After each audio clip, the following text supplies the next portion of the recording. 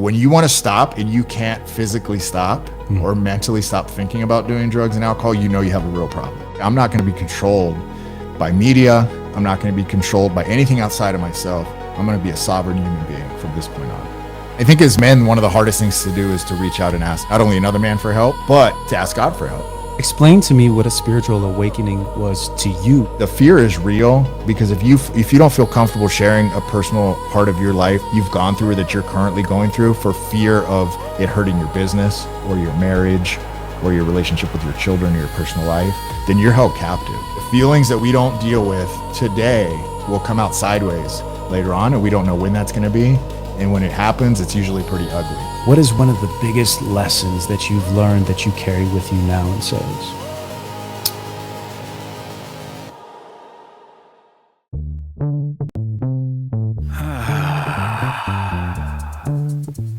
Yeah. What's everybody fighting for?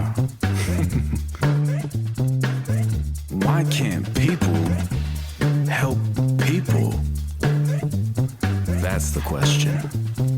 Oh my God, it's people helping people. Ladies and gentlemen, welcome to another amazing episode of People Helping People. Yeah. Feels good.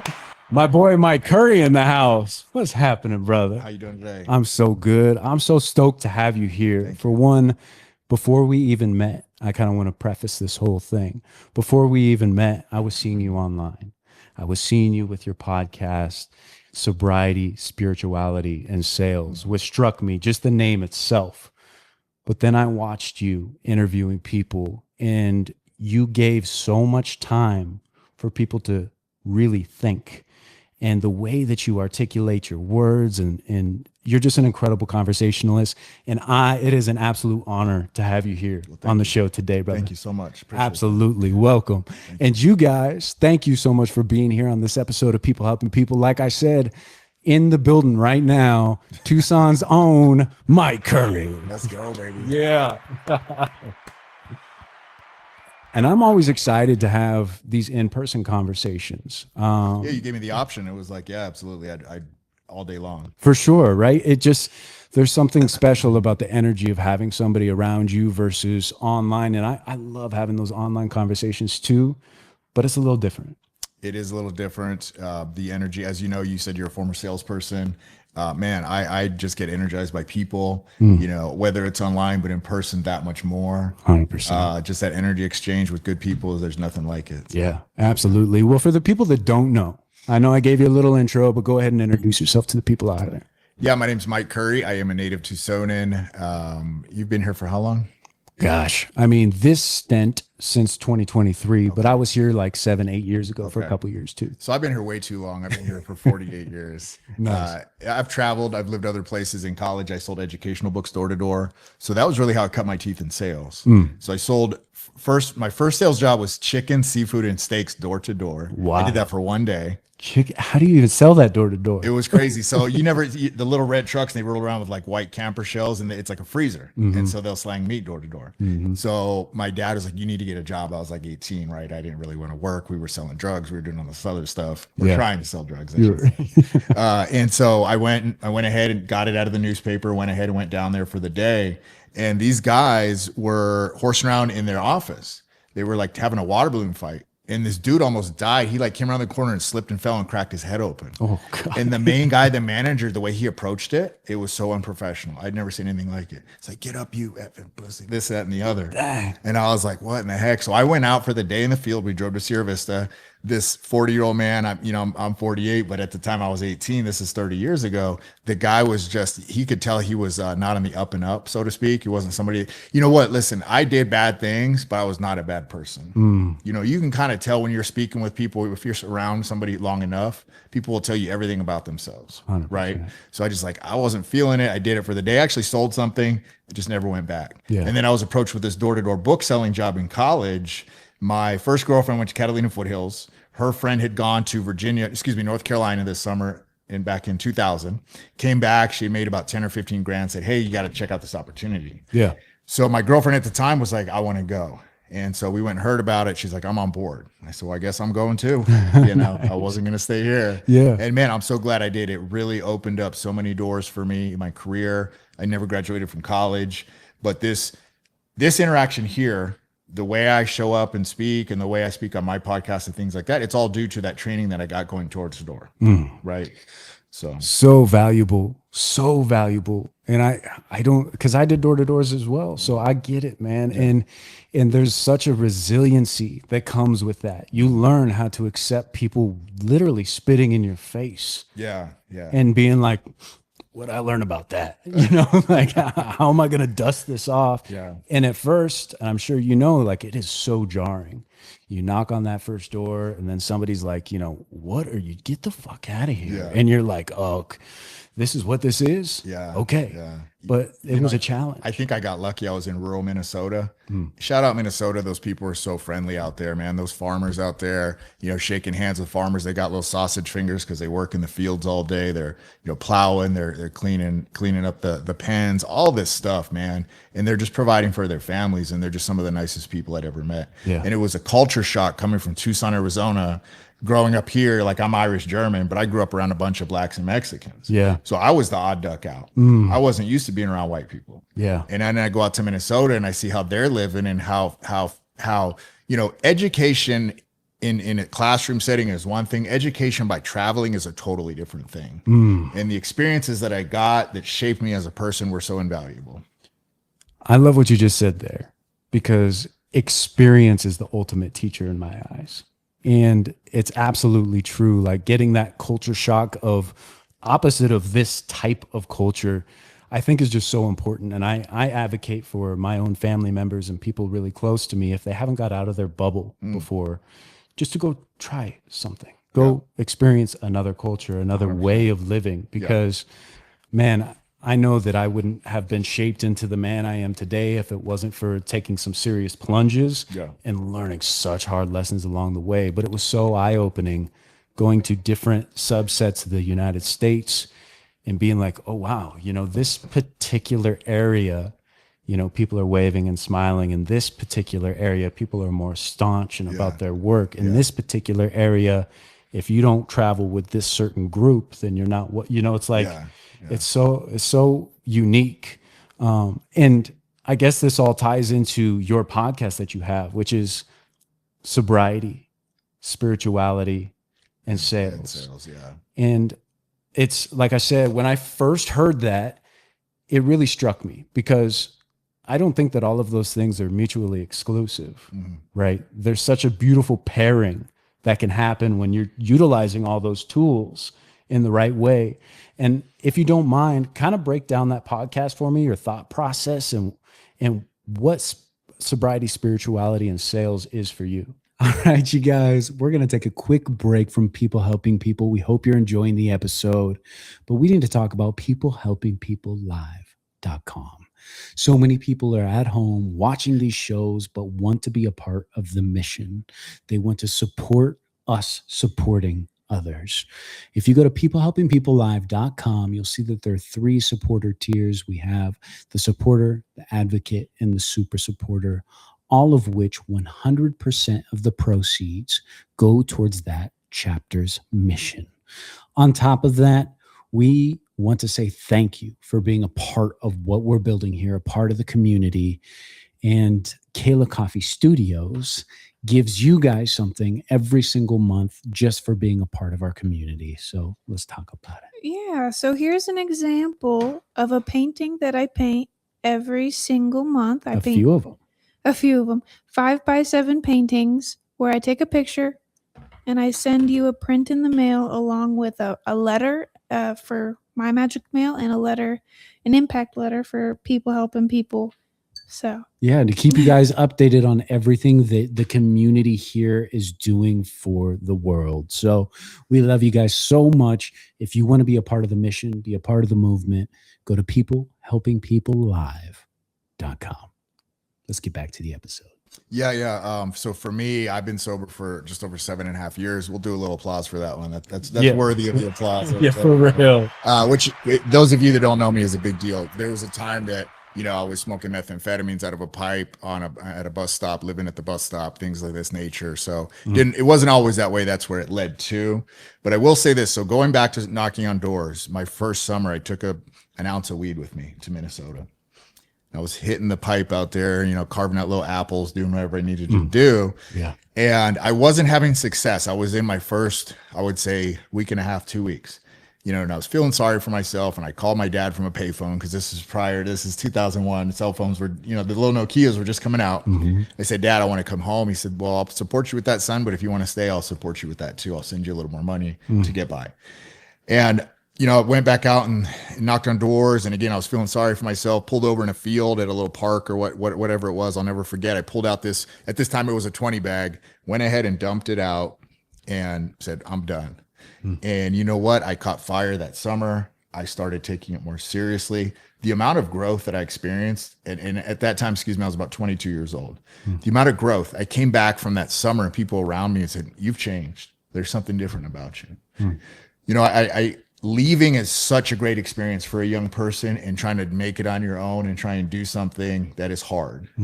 I think a lot of people nowadays, with the culture we live in, they don't want to do hard things. They want the easy way. Or maybe it's always been that way. I don't know. Yeah. But my trials and tribulations shaped who I am today. My sobriety journey, my spiritual walk shaped my business. So sharpening my sword summer after summer for 6 summers selling books, but coming back to Tucson, Arizona and hanging around those same people, hanging around those same crowds, speaking that same language, going to those same places, right? Like I would do really well, and then I'd come back and crash and burn. And so it was this constant self-sabotage. And, things just progressed and got worse. I had a daughter. I surrendered my rights as a parent to her here in the state of Arizona because of my addiction. That was by far the biggest turning point in my life. And from there, the homelessness prison occurred. I always tell people I was too chicken shit to kill myself, but I was definitely suicidal, And so what I really truly think got me through those really, really dark moments as a broken individual was that resiliency that I built, from sports, from playing basketball. So I was never the starter. Shout out to sports. I was never the starter, but I showed up for practice every day. I did the drills every day. I ran every day, right? Structure. My dad was a college tennis coach, and then also knocking on doors and selling books. Because here's what I do know is if you have the mentality and the mindset of one more door, get up one more time, get off your butt, dust yourself off one more time, you're unstoppable. Come on. Mic drop. True. Absolutely, bro. Absolutely. And I feel as though it's interesting that you touched on maybe this generation not having that same kind of grit or whatever, right? And I don't know. My ears aren't to the streets, right? You see a lot of young people struggling nowadays. And what I see is a lack of confidence from lack of experience. You mentioned experience earlier. Let's just set aside good and bad. Experience is the number one teacher, as you alluded to, and going through difficult, challenging things and getting through it however you get through it. Whether you got through that with a grade A or a grade D, you got through it. That's the point. 100%. And we build these neural pathways. We build these new resiliency muscles within us. So the next time something challenging comes around, we don't freak out. We don't fall apart. We say, okay, let me grab my boots, put them on, tie my shoes up, and get to work. I've seen this before. And so, again, I don't know, I'm not here to debate that, but I think that parents want to protect their children because of the age and society we live in. There's freaking creeps out there everywhere. The world's falling apart, blah, blah, blah, blah, blah.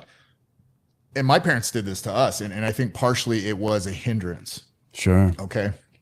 So all I'm saying is people have to experience challenges and trials and tribulations to really experience growth as well, and to really get through life. And if you're always experiencing highs, or if you're never being challenged in any way, shape, or form, then you're probably not really experiencing the true joy of life. Because how can you experience the really high highs if you haven't experienced the really low lows? Yeah. Absolutely. Absolutely. Well said. Yeah, I look at days like today as the perfect metaphor for exactly what you're talking about. It's hot. It's hot here in Tucson. And when it does rain, being from Oregon, having 9 months of rain, it is just miserable. You cannot wait for that summertime to roll around, and then you get 3 months of clarity, and oh man, it's so good. But it's the opposite here. Yeah. You know, I see that rain coming in, and I start to embrace it and get excited about it. There's something spiritual to it. Oh, come on. There really is. It's a cleansing of your soul. It's a cleansing of the earth. It's the smell of the creosote, which is one of my absolute favorite smells. Is that what that's called? Creosote bush. Yeah. Wow. Yeah. Okay. It's everywhere. They actually burn it like sage too, believe it or not. Interesting. Yeah. Yeah.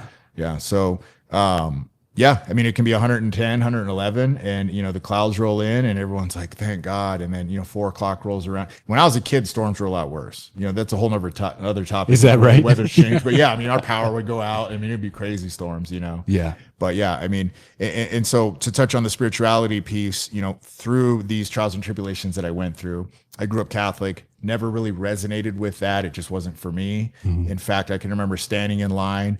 I had to have memorized this prayer. I did not know the prayer, and I was really nervous. I was shaking in my shoes, had to go in front of this priest.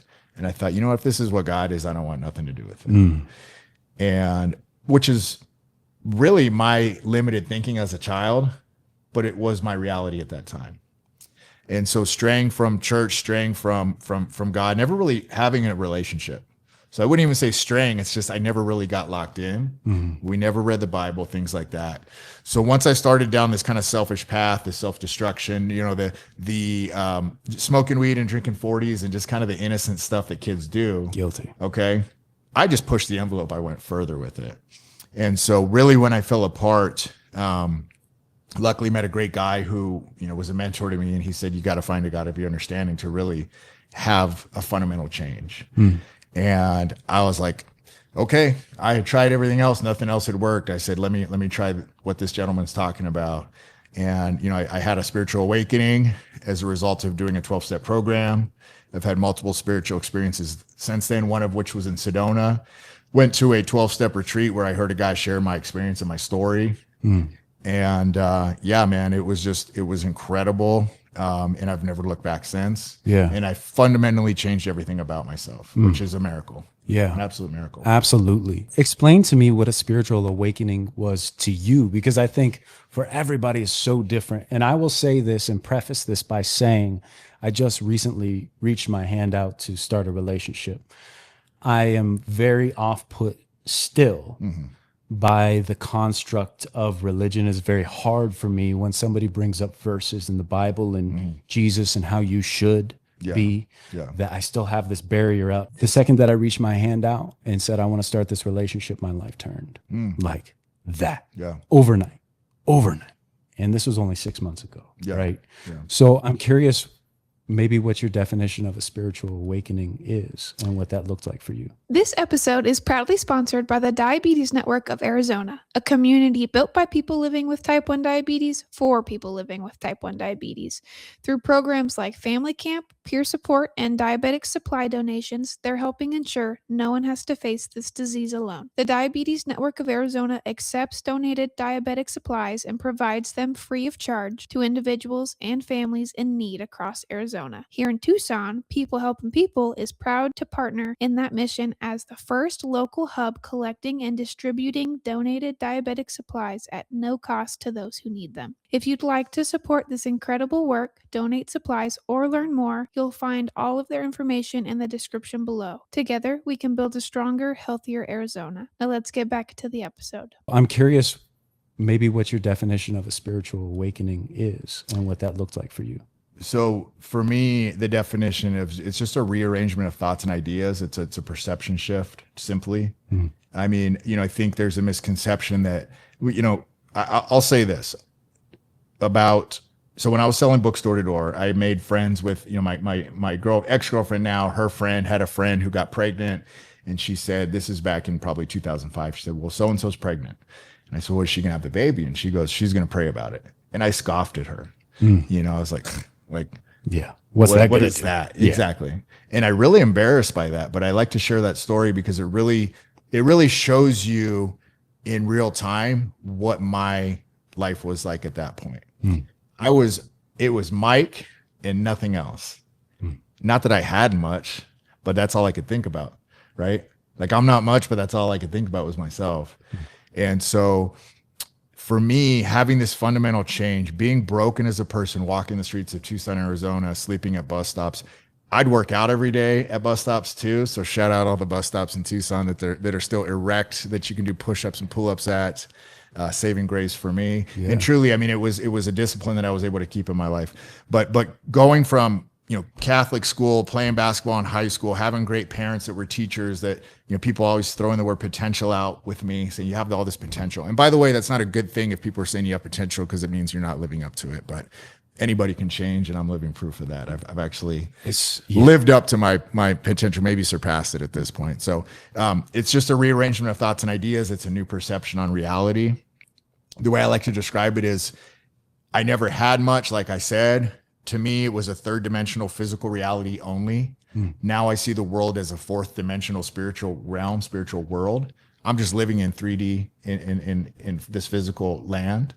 Give you another perspective, or to give you another quick story. So the guy that I did step work with, initially. Step work. So step work, I did 12 steps of Alcoholics Anonymous. Yeah. For those of you that don't know, there's 12 steps. It is action. You write stuff down. You talk to a closed mouth friend. You share things that are, that you may have never told anybody else, that are really holding you back. There's a thing called resentments that we have. Resentments, they say, is the number one offender. It kills more alcoholics and drug addicts than anything else, because basically the things that we hold on to, that we have so much anger over, we wish on somebody else, we hold that is such a bad negative energy. It ends up eating us alive. And so the first time we go to do this step work and work through this process, he goes, Mike, what do you want to get out of this process? And I said, I want a BMW and a big house. Yeah. Thinking I'm going to change and I'm going to get all this stuff. I'm going to get all this. That was step one, right? Is that what you're saying? Is like, this is your idea of what the end result looks like. That wasn't step one in the steps, but that was what that was like okay, this is what's going to happen. I'm just going to fundamentally change. And this is all the stuff. I'm just going to automatically get all these things. Yeah. Okay. And then I relapsed a few more times. I had to get beaten down a few more times. And man, it was brutal. It was brutal. When you want to stop and you can't physically stop or mentally stop thinking about doing drugs and alcohol, you have a real problem. And so once I relapsed in Albuquerque, I came back to Tucson, Arizona. I was selling solar door to door out there, relapsed, came back here. We started to work again. Luckily, he didn't leave me high and dry. He said, okay, well, I'll work with you. Let's give yourself about 30 days to kind of get your mind right. Because when you're coming off drugs or alcohol, oftentimes you either need hospitalization or you need just to dry out completely just to get right here before you can actually make any solid decisions about your life. A lot of people that you see on the street, a lot of people that are always drinking and drugging, they're making a wham, bam, thank you, ma'am decisions based on whatever they feel at that given moment. And you can't make solid decisions about your life if you're either A, high, or B, a few weeks out or a week out from using. Yeah. If you've constantly been doing it, which I was. And that is such a real thing. I'm relating to what you're saying with what I've seen in Oregon. I spent time in LA, also have been homeless. So like you're touching on like all these little points in my life, right? And I think that you're further along than I am. So I sit here as a student and I'm thinking about, a lot of my friends that were in that realm a little deeper and went harder than I did, maybe didn't make it out. Right. But this is kind of a bit of a veer off the conversation, but I once thought about this concept of a song about a young man coming home and apologizing to his mother with a gun in hand and saying, Mom, I have to commit this crime to go to jail to get clean. And the story unfolds where he does, it's not a malicious crime. He's not out there to hurt anybody, but he knows that solidarity, that solitary confinement of being in jail is the only thing that can save him. Right. Yeah.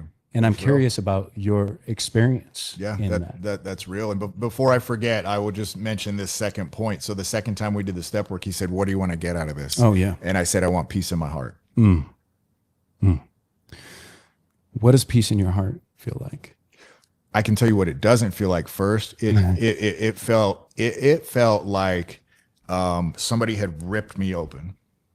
Somebody had ripped me open and I was exposed and everybody could see who I truly was because I had been wearing this mask for years and decades, trying to be this street person, pretending to be this tough guy, right? Like totally faking the funk, totally being inauthentic. Because A, I saw other people that were doing it and I thought it was cool at some point. B, I was in this situation where it's like, okay, I got to protect myself. I got to act a certain way so that I don't get attacked. That's what our ego does to us, right? Or whatever the story is. Sure. And so peace in my heart today feels like I can go anywhere. I can do anything. And I don't have to worry about picking up substance. I don't have to worry about, do I fit in here? I don't have to worry about, is what I'm wearing okay? No. I don't have to worry about, did I make good enough food for the people at my barbecue? No. Right? Like all these things that we're constantly thinking in our head. I don't know about you. I think they say the average person has like 60,000 thoughts a day or something stupid like that. But I can't stop thinking. I mean, my brain is always going and always on. But at this juncture today, I have this ability to separate those thoughts from who I actually am. And I consider myself a loving child of God. That is my identity today.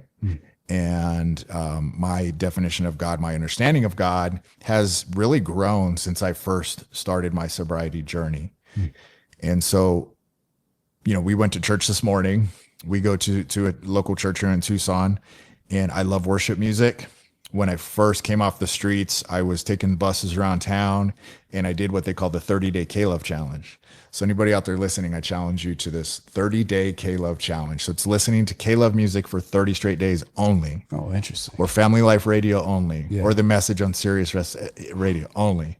Because here's what it does is it really just rewires your brain to listening to music that is so positive, that is so encouraging, that really tells not only my story, but anybody else's story out there who's experienced trials and tribulations, who's experienced heartache, who's experienced rock bottoms, and who's really trying to build a life or has built a life from that rock bottom place. Gosh, I think that is great advice.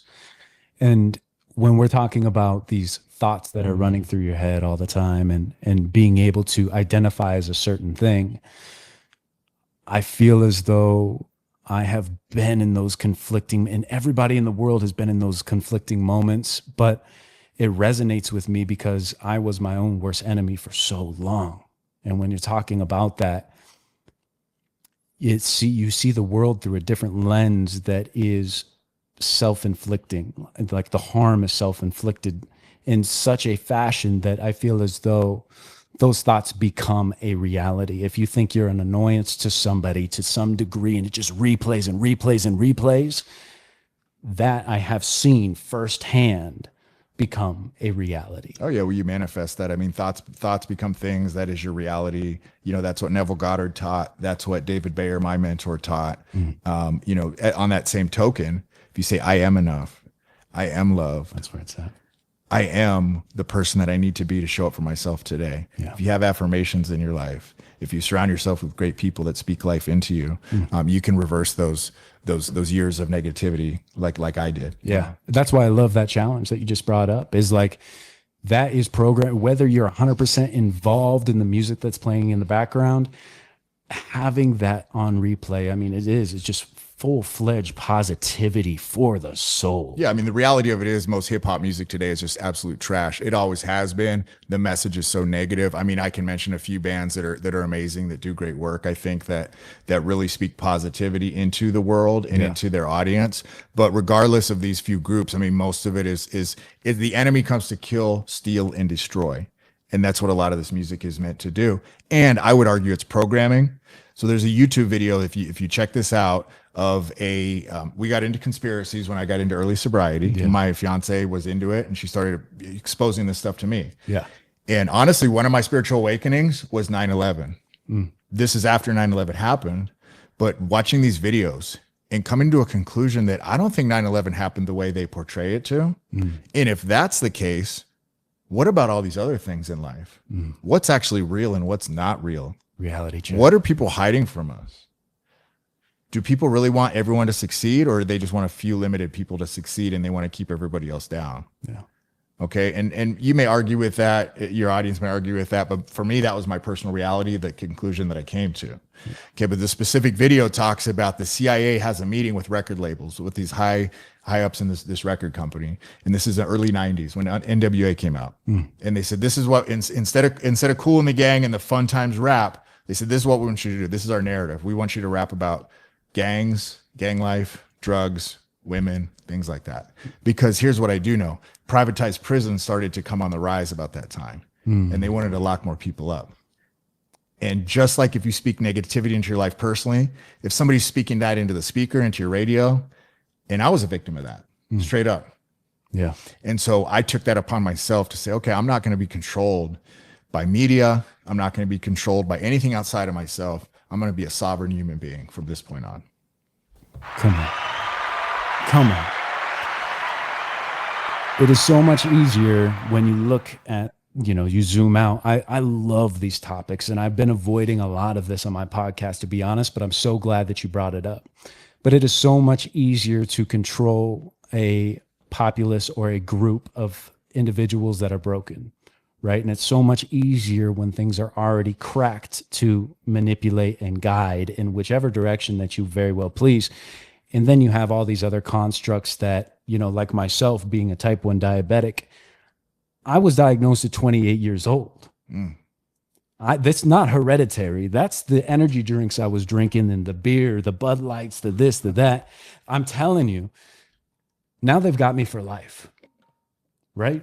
I officially have to have insulin for the rest of my life. I officially have to have, a continuous glucose monitor for the rest of my life. Like, I wouldn't be surprised. They got me. I would not be surprised if Monster Energy drinks, if all these energy drink companies are actually owned by the manufacturers of the medication. Come on. I really wouldn't be surprised. It's a parlay. I don't know, but yeah, no, and that's and the reality of it is about 7 companies own a majority of everything as it is. So it all boils down. I mean, they're not going to give you answers or solve these problems because of the infrastructure. Yeah. Now, I mean, this could send us down a whole. I mean, that's a whole nother play. I mean, think of Bill Gates. Yeah. He solved a problem that he created multiple times. Yeah. The most recent with the shot, right? The Crazy. jab. Yeah. And my girl was just telling me too, like, he's got a mosquito farm. Get the fuck out of here. Like, the easiest way to spread disease is just to drop mosquitoes. Oh. and so that was part of my spiritual awakening, was like, listen, I've been controlled for way too long and manipulated by culture and society. And I want to be the sovereign human being. And I want to experience life on my standards, on what's important to me. And, luckily in my addiction, like, I had to have some work done on my teeth. Mentally, I think I probably experienced some mental illness for a while. But God restores. God is a God of restoration. God is a God of faithfulness. God is a God of walking with you side by side through challenges and trials and tribulations. And you can restore your mind. You can restore your body. You can restore your soul. You can come to a relationship with him at any moment. You just got to reach out and ask for that help. And I think as men, one of the hardest things to do is to reach out and ask not only another man for help, but to ask God for help. Because ego, man. Here's what I do know too, is that if anybody's anything like me, it's like, okay, well, what do I say to God? Like, what prayer do I conjure up here? Like, it's as simple as like, hey, God, I need your fucking help. Yeah. I can't do it. Yeah. It can be that simple. Yeah. It really can. Yeah. Yeah. I felt that so much, man. So much of how do I open this door? What does that feel like? And gosh, ego just got in the way, really. Like you said, asking for help is like instilled in me at such a young age, moving out at 16, working 3 jobs, also being homeless, going out to the oil, doing all these things. When you're 16 and you move out of the house and you get 3 jobs and you decide, I'm not learning anything in high school anymore. Yeah. When an adult asks you how you're doing, of course you're doing good. Oh, yeah. Of course. You have this shield. Then all of a sudden I'm carrying the shield with me into adulthood. Yeah. When I needed to ask for help a lot. The second that I did, light bulb. Yeah. The freaking world turned upside down. And I'm Yeah. still trying to wrap my head around all of that and still trying to embrace in such a way that I don't continue to push back of the constructs. I think I came to God because not what people told me, but what people showed me. Because the way people live their lives, because I saw the peace that other people held in their heart, because of the way I saw how other people showed up for their families and how they treated their spouses and how they were able to maintain employment and live an abundant life and just really provide for their families. And, you know, nobody's ever going to change based on me telling you do this and do that, do the other. But there's a chance they'll change by just me taking action, doing what I do on a daily basis, being myself, and them saying, wow, look at Mike. He's not telling me what to do. He's showing me how he's living his life. He's an example. And you know what? I kind of want that. Yeah. Because I guarantee you there's a lot of men out there, they won't say it out loud, but they're like, I kind of want what he has. And I've been told that many times. And I'm not trying to brag, but it's a great feeling, because to me, I want to glorify God for the rest of my life, what he's done in my life, what he's done for me. Now, don't get me wrong. I've showed up, I've put in a lot of work, but he's opened doors that I could never have opened.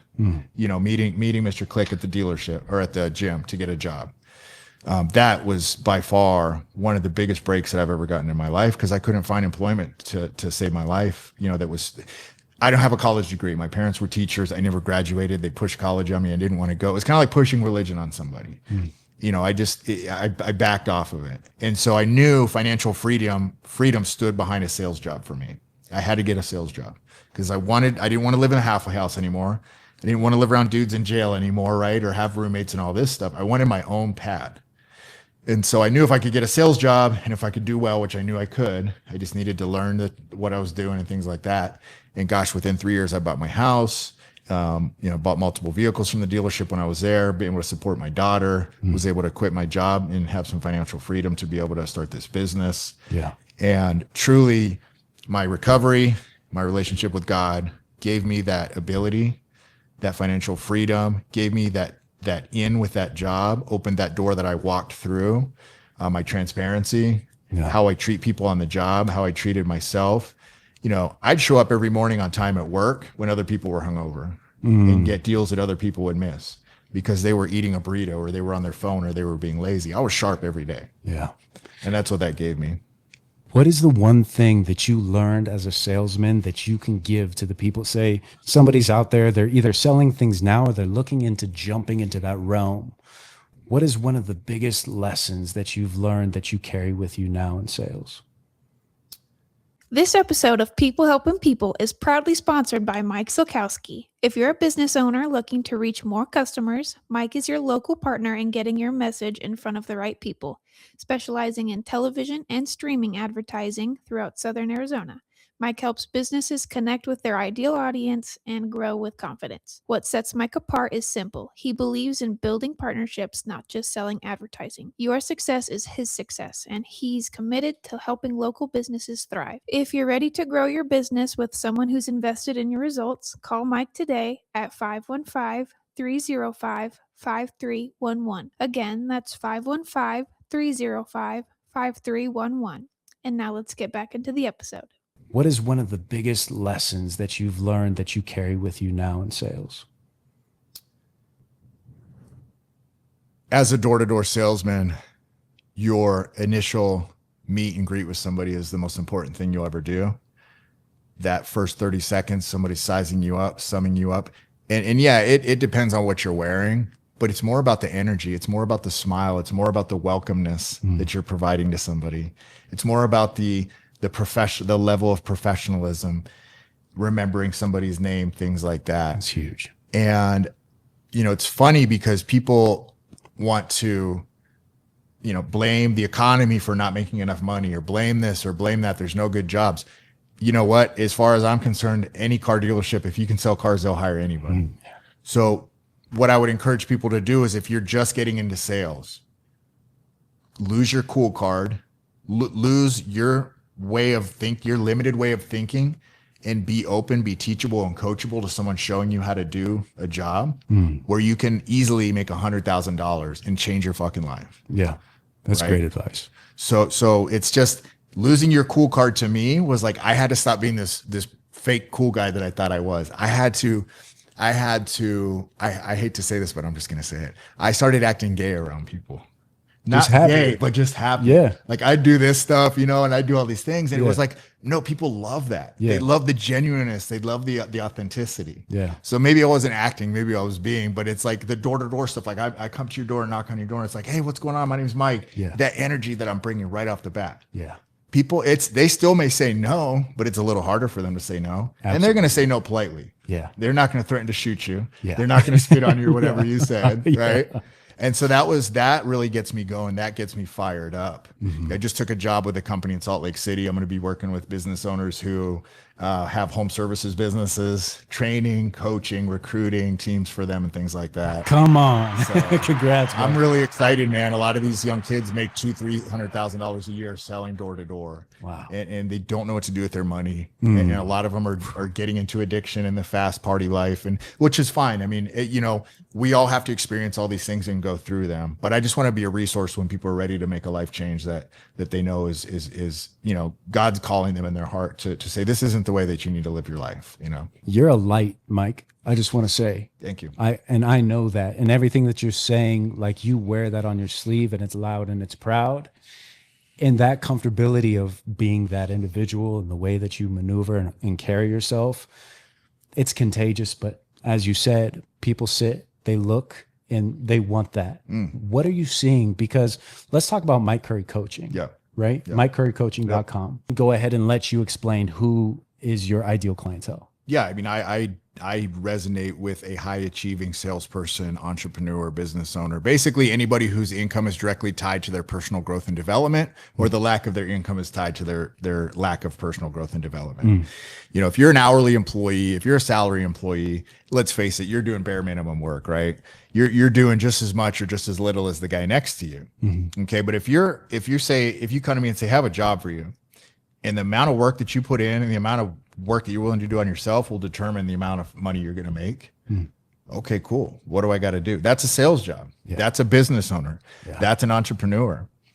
You know, and I think what happens is a lot of people get stuck in this idea of, I want to own a business. I want to have this freedom. I want to be able to support my family.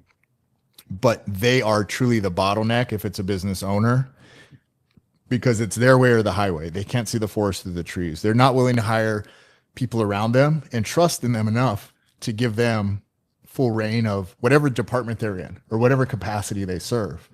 On top of that, the stress level and the anxiety that comes with owning a business, being an entrepreneur, being a salesperson, people want to knock off with a few cold ones. People want to smoke a joint, do a couple lines, whatever it is, to take the edge off, let's call it. Yeah. But then what happens in the morning? You're not as sharp. You're not as focused. You don't have the clarity. And then it's just this vicious cycle. Snowballs. Because at some point, if you're truly an addict or alcoholic, or if you have those tendencies, it becomes a daily habit. It becomes a crutch. It becomes something that you're saying, I just need to get through the day. I'm not going to do it today. And then again, it happens that next day. And then in the morning, you know, guy staring at the ceiling, watches his fan go around. He's thinking, I told myself I wasn't going to do that last night. But you know what? My business is bringing in $300K a year or whatever. We're comfortable. Like, there doesn't, you know, it's not that bad yet. Yeah. Yet. Yeah. Right. Yeah.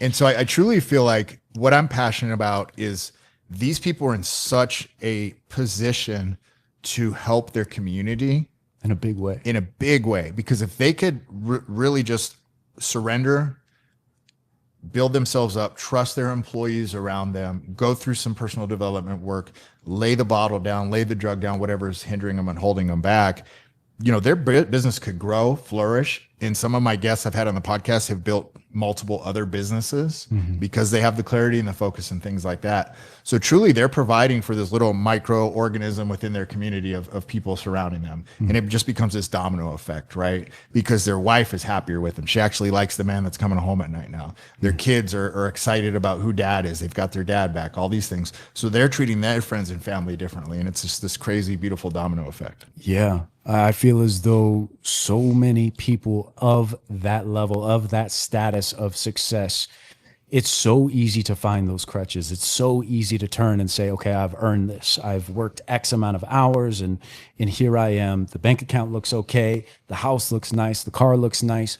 what are most of these guys coming to you and saying? Like, why are they going to the bottle? This episode of People Helping People is sponsored by Wardy's Car Rentals, Tucson's local car rental agency. Wardy's offers flexible rental options for both short-term and long-term needs. Whether someone needs a vehicle for a day, a week, a month, or longer, they work to provide reliable transportation and straightforward service to customers throughout the Tucson area. For more information about vehicle availability and rental options, contact Wardy's Car Rentals at 877-411-8515.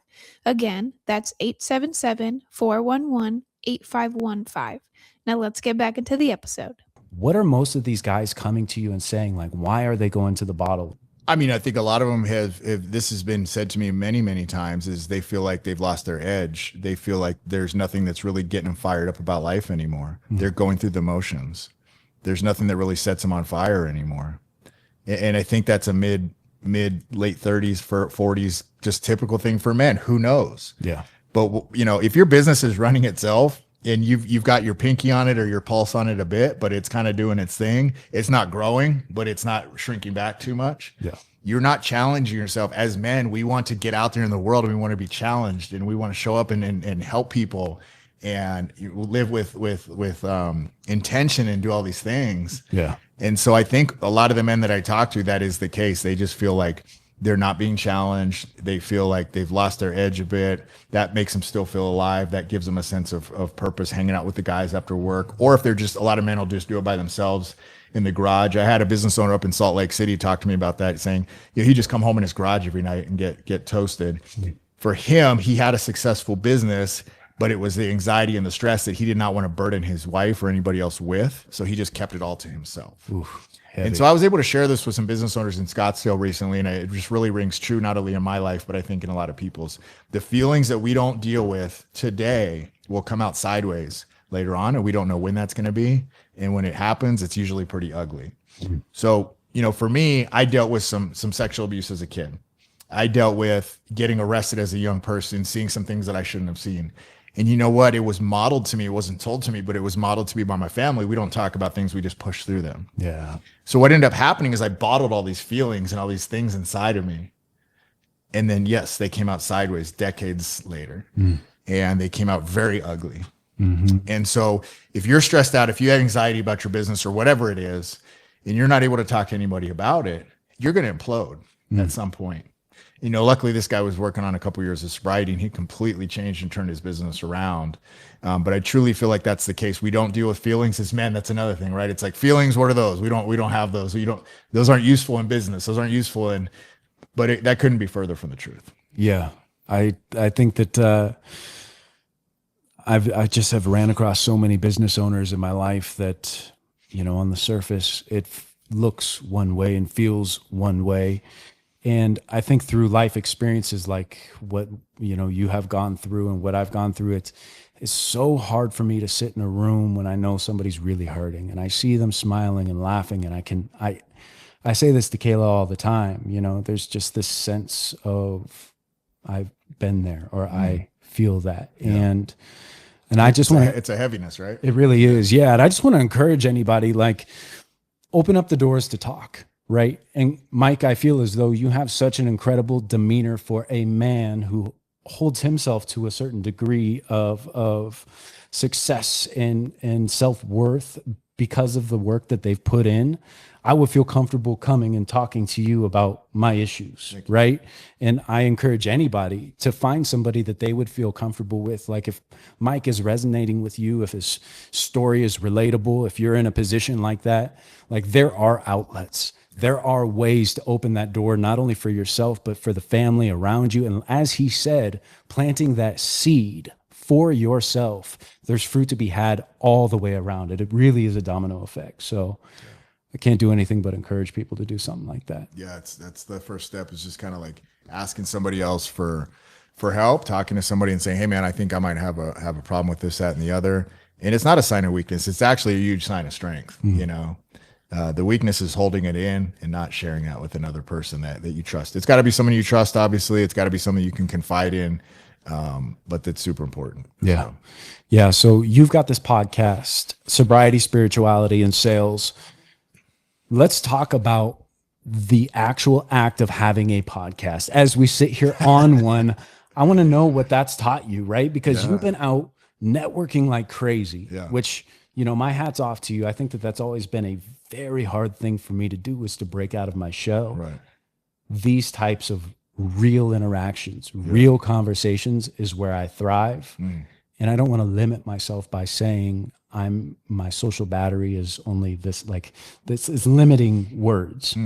But the fact of the matter is that's how I felt my whole life in those types of social situations. Okay. So talk to me about the podcast. Have you always had this like communicative style, obviously with sales, but has it pushed you to go out and branch out further, or? Oh yeah. And I mean, first I just want to start by saying we all have our strengths and weaknesses, right? Like I tip my hat to you for the setup. Like this is something I wasn't capable of. You know, I got really lucky. You know, I got a sponsor for my show. I walk in a studio, it's a turnkey operation. Like I'm super blessed. I feel like that was something that God put on my heart and then just gave me the, you know, the capacity to do. As far as, no, when I was a young kid, I would not go up and talk to people randomly. In fact, my daughter, a couple years ago, she asked me for money. They were raising money for their gym they were building at her school in New Mexico. And I had been to the Ford dealer there, and because I was thinking about moving there to work for him. And she's asking me for money. I said, I tell you what, if you go down to that Ford store and if you ask them for that donation first, and if they don't give it to you, then I'll give it to you. Because I wanted to teach her that lesson of go talk to anybody, anytime, anywhere. Because that's what I do, and that's what I'm really proud of. Is I'm not scared at all. You know, scared money doesn't make money. However you want to say it, like I will approach anybody, anytime, anywhere. Yeah. And it's really worked out for me. But I come with a humble heart. I come with curiosity. I come with, you know, leading with my best foot forward. And like I said, with the door-to-door sales, it's like that smile. Yeah. Breaking the ice with that smile, saying something just really off the cuff to somebody where they're like, what the heck? You know, I mean, to put it this way, I don't know if I told you this, but to start the podcast, I called Clint and the other gentleman, I'm blanking his name right now, that started the studio. And I said, hey, I don't know if you remember me, but you arrested me in my addiction. So he used to be a Marana police officer. Whoa. And he actually did arrest me at Marana PD when I had just gotten out of jail, and then they reissued a warrant while I was trying to pick up my stuff, right? Full circle. And so I felt like that would be a good icebreaker, because it's like, hey man, I'm leading with who I am or who I was, but I'm not ashamed of that. I'm a different person today. And you know, here we are 31 episodes in, and man, I've had the pleasure of interviewing some amazing guests. The guest I had on last week, he's interviewing Wim Hof tomorrow. Wow. So I mean, nice. just incredible people that have this knowledge from other people that, you know, what I learned in sales too, I will say this, nothing I learned was from me. It was from somebody else that I made my own. So it's like all the knowledge in the world already exists. It's just a matter of reading a book, talking to somebody else, picking their brain, things like that. And then manipulating them, maneuvering that knowledge to make it fit for you, if that makes sense. Absolutely. And you have given me so many little nuggets. And, you know, like I said, I wanted to give you your flowers because the way that you do speak and the way that you hold space for people and you give eye contact. I mean, your conversation is real, but I have taken those things from you. And I love in life to give people their flowers where it's due. Thank you. Yeah. I don't want the person that has given me something that I have put into my recipe that I am cooking up and not give them their flowers before they're gone. I'm not going to stand there when something happens to anybody that I love and be like, shit, I wish I would have told them. Yeah. You know, I love that. Yeah. So always giving the people around you a little bit of love for what they've brought into your life, whether it be some people's lives are just so stinking contagious or the way they walk, you know, it's like whatever. It could be the smallest thing, but bringing that up to somebody, you can feel them light up when you tell them these things. Yeah. Right. Yeah. And that's one thing I learned with the door-to-door stuff too, is like, I'll never forget, I was in Georgia and this lady answered the door and she had some jeans on that had little sewn on patches from every NBA team. And I was like, yo, those are some fly jeans. I was like, those are super cool. Yeah. She's all, thank you. And like, she lit up, dude. Yeah. And she ended up buying from me. Right. Nice. And it's like, that's the thing at the dealership, you know, people come into the dealership and they're like scoping you out and they're like, who is this guy? What's he trying to sell me? Of course I'm going to sell you something. I'm a car salesman. That's Sure. that's my Yeah. job. Yeah. But they've had bad experiences, or they've had somebody else tell them about bad experiences where their mindset's closed off. So my job in my podcast, my job in sales, my job in meeting a stranger on the street is to let them get their guard down around me enough to feel comfortable. Yeah. Because at the end of the day, these conversations wouldn't happen the way they do unless we're comfortable with each other. Yeah. Unless those guests are comfortable with you, those guests are comfortable with me. And I'm proud to say I've only had one episode where I had to really draw something out of this guy. But other than that, the conversation flows. Yeah. And maybe that's God's biggest gift to me. I don't know. But I do know, again, I'm just trying to glorify God with everything I do, especially with the podcast. I feel like it gives me a voice, which for a long time I felt voiceless. A big limiting belief that I've had is my opinion doesn't matter. My voice doesn't matter. And so today I'm really grateful for this opportunity to share my truth with people, to share my experience. Yeah. Your voice is so unique. Your experiences are your experiences. But here's the thing. And what I love about what you're talking about right now is there's no such thing as wisdom if you're not speaking it. And I know that so many other people can say that so much better than what I just did right there. But I have to tip my hat to the people in the world who have been through some shit, but then stand up to talk about it. Like, let's really lay this out. Yeah. Because I wish, I just want to be the person that I needed when I was younger, right? Yeah. I want to be the person to say I'm proud of you.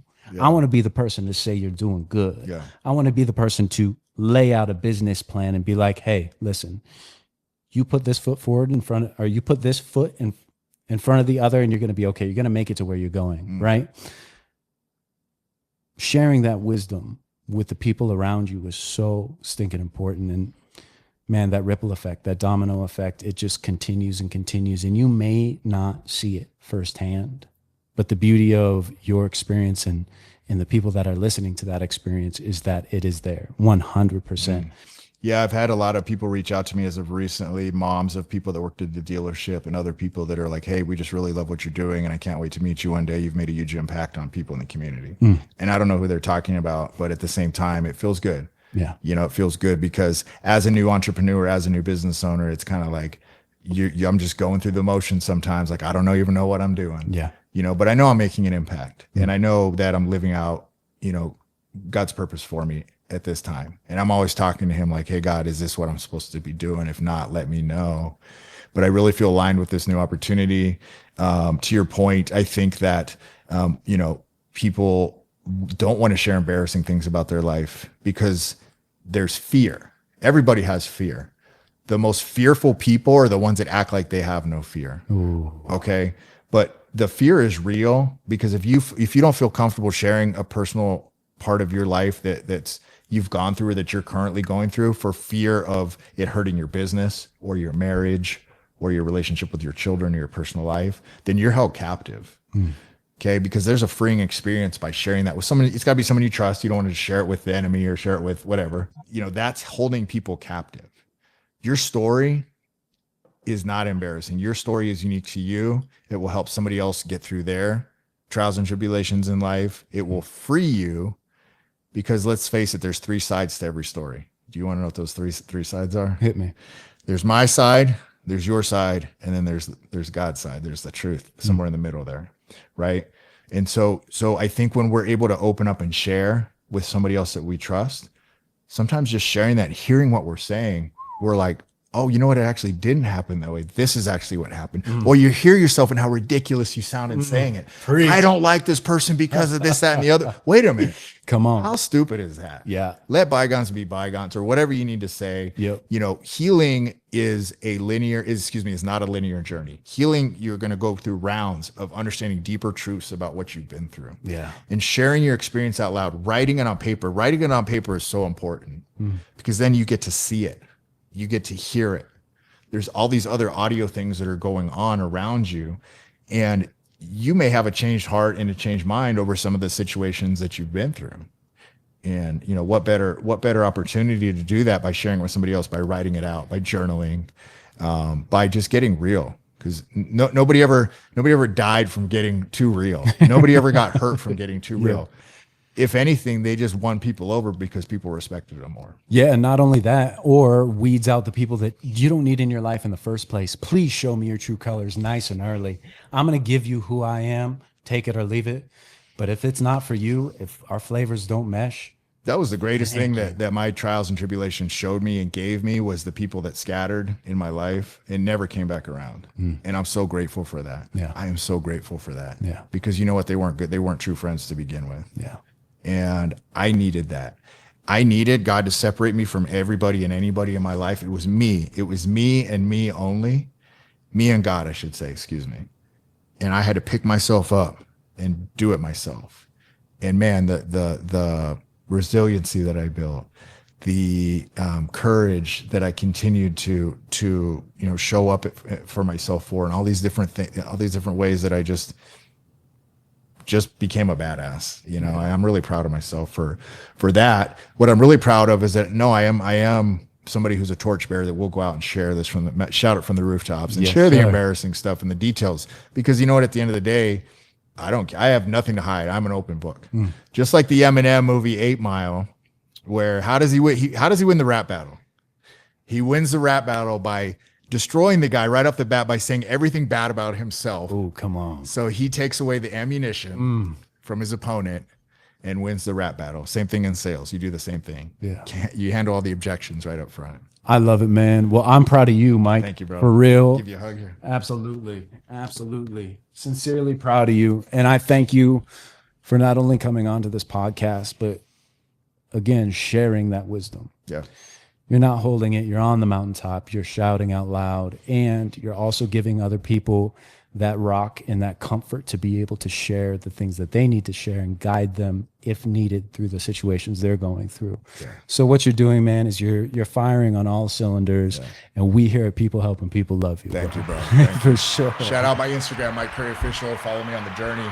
Absolutely. Love to be friends on Facebook, on socials, on Insta. Yeah. Hit all the places right now. Let's run down the list. Everything is going to be in the description as well. Okay. So they can just click Mike it. Curry Officials, the Instagram, Mike Curry on Facebook. Pretty easy to find. I've got my TikTok. Let's see what else. That's about it. Got my website, MikeCurryCoaching.com. Apologize for being a little long-winded towards the end there, but dude, hopefully my prayers every time we do an episode on my show, and my prayer coming into this is that I touch one person's heart. So hopefully one person hears a message of strength, of hope, of resiliency, of resurrection, of your redemption. So you did that for me. And like I said, you're an inspiration, brother. So don't stop. Thank you, bro. Don't stop. Your voice is making waves. And thank you guys for being here. Again, everything that we do here at People Helping People is not possible without you guys. So this one's for you. Come on. Feels good. So here's the deal, you guys. We obviously love you. We appreciate you being here. And this chapter 5, is about putting new backpacks on kids' backs, right? These kids that are in foster homes, they come into these foster homes with absolutely nothing. We ask them what they need, and they need new backpacks. So if you guys want to get involved and support, show the love, go to peoplehelpingpeoplelive.com. And again, Mike Curry, thank you so much for being here. Pay it forward. Absolutely. Pay it forward. Help out with a few backpacks. You'll never regret it. Absolutely. Thank you guys for being here, and we will catch y'all on the next one. Deuces.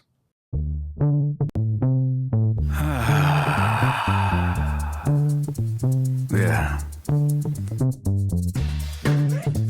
What's everybody fighting for?